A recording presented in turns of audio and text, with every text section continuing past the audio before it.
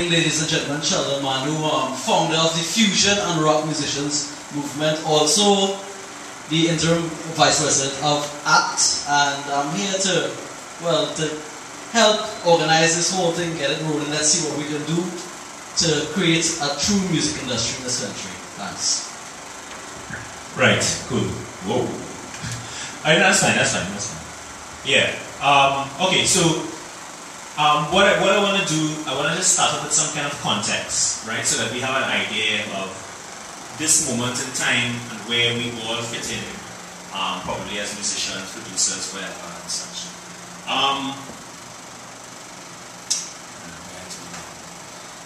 I mean, I'm a musician. I've been live music. I've been playing live music since I'm a little kid, like in late 70s, early 80s, right? To give you an idea of how old I am. Alright? So, so I've been around the scene, thinking Guitar Wars in the 80s and tra-la-la and all the things, leading all the way up to the present. So one thing I know and one thing I used to see was that the greatest 300 songs in the country never get heard, never get recorded, they never get heard.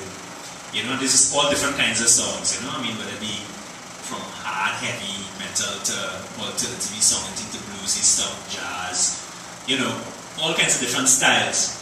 And I witness, let's say 79. I've been around. So 79 to now. Huh? Well, okay. I said 79? No, 99. Yeah, okay. Multiplied by 300. Right?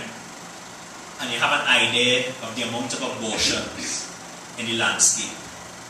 In terms of, and that's just not talking about the 300 greatest songs. Then I'm talking about the 300, the hundreds of other songs which also have a right to exist.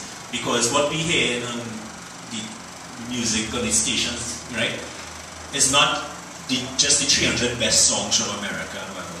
We hear, probably some 50 of the best songs are the 300 songs and, thousands of others. With all varying kinds of Lady Gaga kind of quality, right? You know what I mean?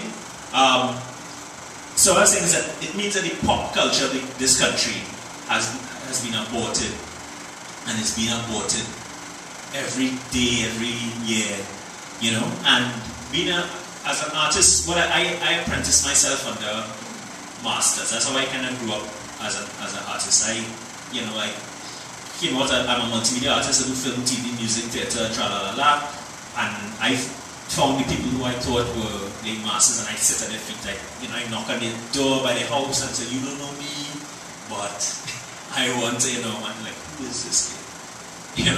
And because of that, I saw this happening in all different kinds of art forms and that kind of stuff. And I also heard their stories of what happened to them. So I know this has been going on since the late 50s, 60s, early 70s, right? It is a Trinidadian phenomenon,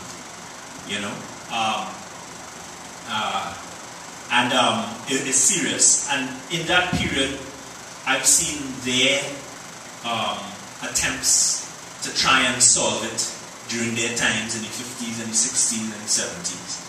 I watched and participated in ones that happened in the 80s and the 90s and the early 00s.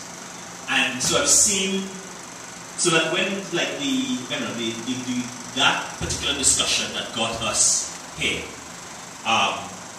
which had something like 80-something or 90-something back and forths between people.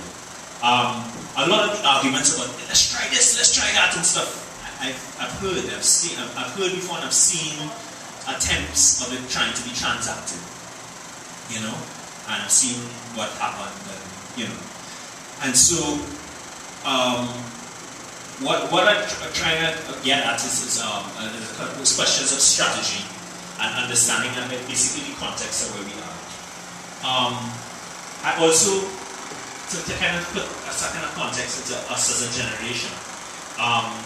So my generation kind of came of age at the top of the 90s, right? So the top of the 90s was an incredible period. As a period when, people remember the Kiskadee Caravan and that kind of stuff, but also in terms of the live rock scene and stuff, was the scene, that was the time when, Touchdown, the original Pop, which was Oddfellows local, the original Orange Skies was Zandali, which was a much superior band than what Orange Skies is now. I found.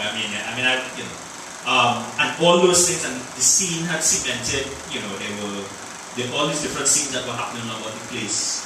Local designers, young people were wearing local designers, it was a phenomenal period, but by '95 it was over. And I witnessed, suicides, people going mad, migrations, people giving up their art and say, putting on their instrument, never to touch a guitar again, never to touch a drum again, will never utter a note, a melodious note again from out of despair, because they had their wings not just clipped but ripped off their bodies, and then also realizing from listening that this has happened before, that every 20 years we kind of flower like that, a generation flowers, and because just of the sheer force of the beauty of that flowering bust the soil, the hard soil of Trinidad and flower. But because there are absolutely no facilitated mechanisms in the entire landscape, that it cannot sustain itself. It just cannot sustain itself. And that generational energy burns out. It takes about 4 years and it burns out, and then it collapses. And that collapses is not nice to watch and witness.